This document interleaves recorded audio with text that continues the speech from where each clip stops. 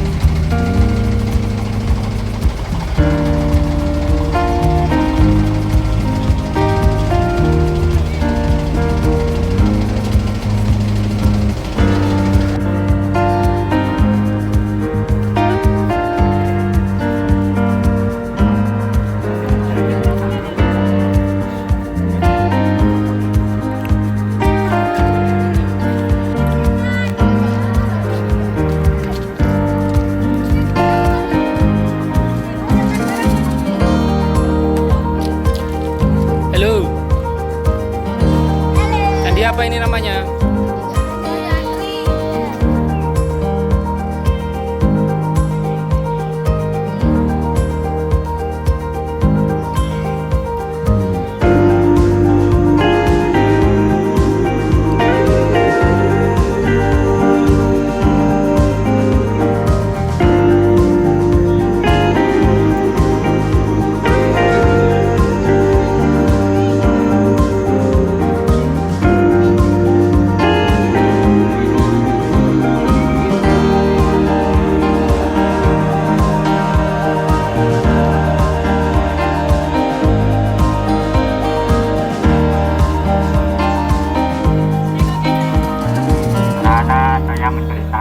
Adanya lokasi Candi Boyolango atau Candi Gayatri ya.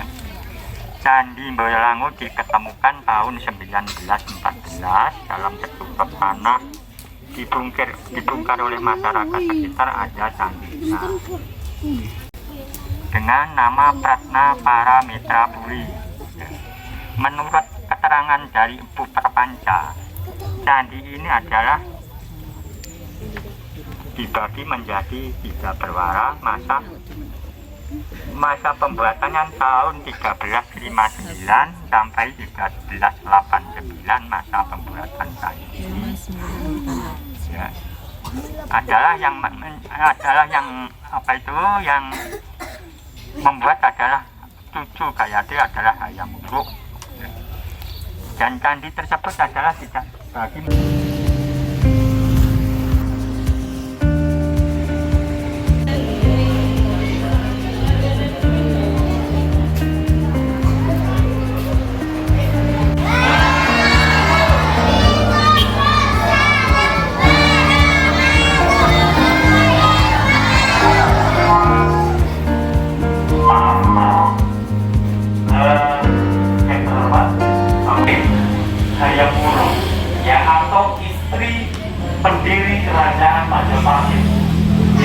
putri dari Diah Wijaya. Nah, kenapa kok didapatkan di Bayalang? Dulu namanya Bayalang, bukan Boyolali. Ya, Bayalang itu fakta, itu ada dalam kitab sejarah Kertagama. Ya, nah karena Gayatri memilih di Bayalang itu jauh sebelum Gayatri wafat terjadi. Jadi ketika abad 10, ketika masa Erlangga itu kerajaan Kediri, awalnya dalam kerajaan Kauripan yang ada di Sidoarjo, lalu hijrah kemana? Ke Dahanapura, ke Dahana, kota Daha, yaitu Kediri. Nah, ketika hijrah itu balik, ketika Erlangga mengutus Empu Barada ahli spiritualnya untuk membelah Kauripan menjadi dua bagian, yaitu Pak Jalu sama Segala. Ketika Empu Barada membelah Pulau Jawa ini terhentinya di Bayalang. Jumlah Empu Barada itu menyangkut pohon asam, makanya titik-titiknya Empu Barada itu namanya Kamal Panda. Kamal itu pohon asam, Panda itu ditutup menjadi kerdil. Nah, itu ada di Bayalang. Intinya apa? Tanah yang suci, tanah yang nggak bisa dibelah, tanah yang nggak bisa ambil waris. Itu intinya. Nah, ketika abad 10 dan wafatnya Gayatri di 1350, itu jaraknya berapa ratus tahun? 350 tahun. Sosok Gayatri masih nguri-nguri apa yang ditancapkan leluhur di Bayalang. Jadi Gayatri itu menganggap bahwa Bayalang itu tanah suci. Makanya beliau itu berwasiat, tolong saya dharmakan di Bayalang. Akhirnya dijadikan sebuah candi. Nah, pendharmaan atau candi fungsinya ada tujuh dari. Salah satunya adalah pendharmaan tadi. Nah, ada juga pemujaan ya. Jadi candi pendharmaan itu ada dua tipe, yaitu pendharmaan dari rakyat ke sang raja atau sang raja ke leluhur. Jadi ada dua jenis pendharmaan ada di gitu ya. Nah, harus paham ini. Oke. Lalu saya lanjutkan, ini wawasan Nusantara dulu. Kalau museum nanti itu diambil dari mana? Ayo, siapa yang tahu? Ya? Iya, wah jadi kalau panjang sekali. Namanya siapa deh? Rehan, kelas berapa? Mas 6. Tepuk tangan untuk Mas Adik, Mas Rehan. Luar biasa. Iya, dari Majapahit. Jadi ada jawaban yang pernah juga ada salah sih sebenarnya. Ketika katanya bendera merah putih diambil dari mana? Ketika bendera Belanda dirobek warna birunya, itu juga tidak salah ya. Tetapi lebih jauh lagi ya, jadi karena Belanda itu kan masa kolonial. Jadi masa kolonial itu masa penjajahan.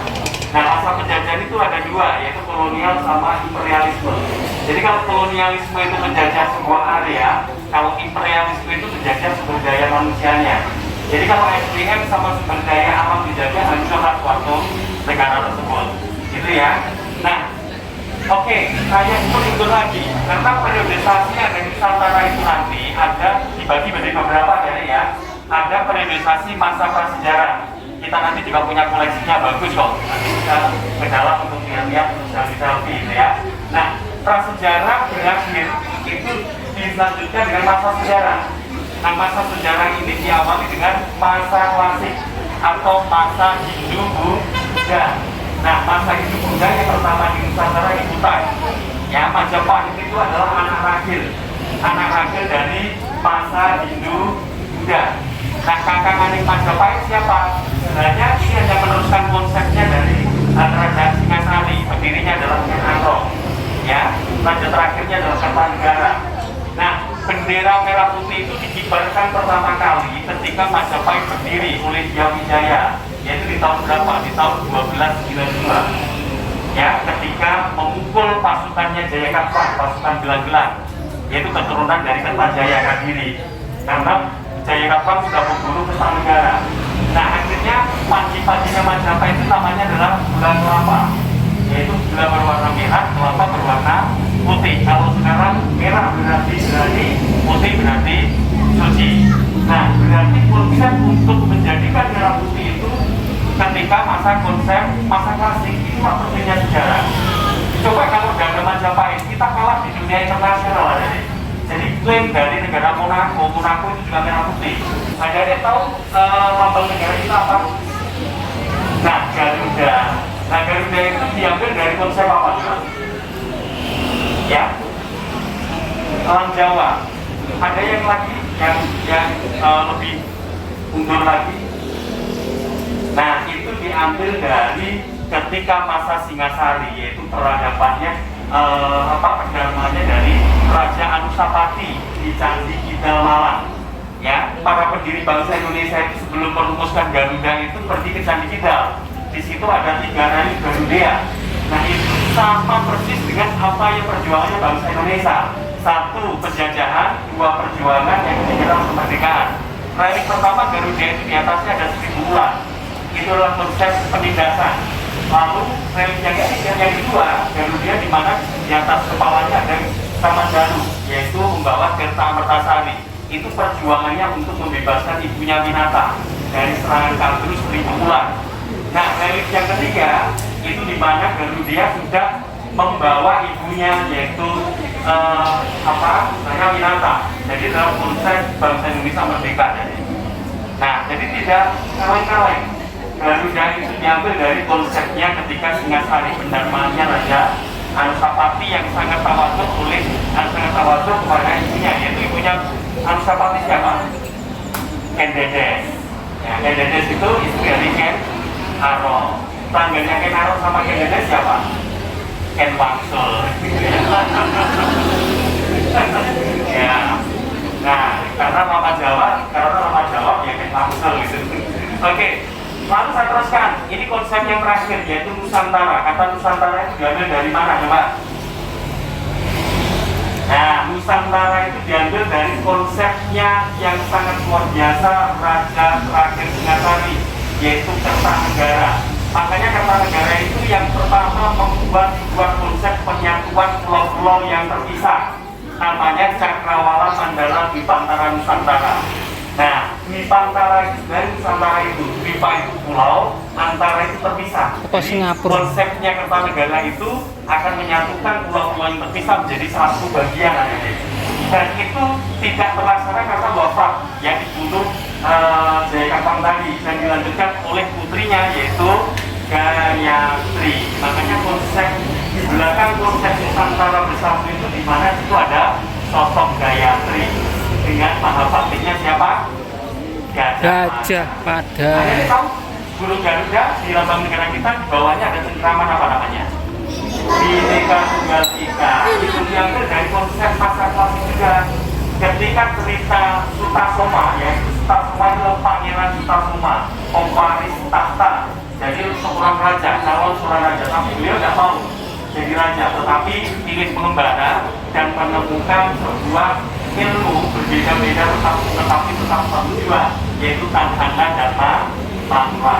Dan itu disalur oleh Empu siapa? Kitab Sutasoma ditulis siapa? Semutan Tula. Jadi konsepnya sudah masuk semua, mulai dari bendera merah putih, Nusantara, Garuda dengan lalu-lalunya ini kan juga itu sudah masa klasik semuanya. Bangga nggak jadi bagian dari bangsa Indonesia?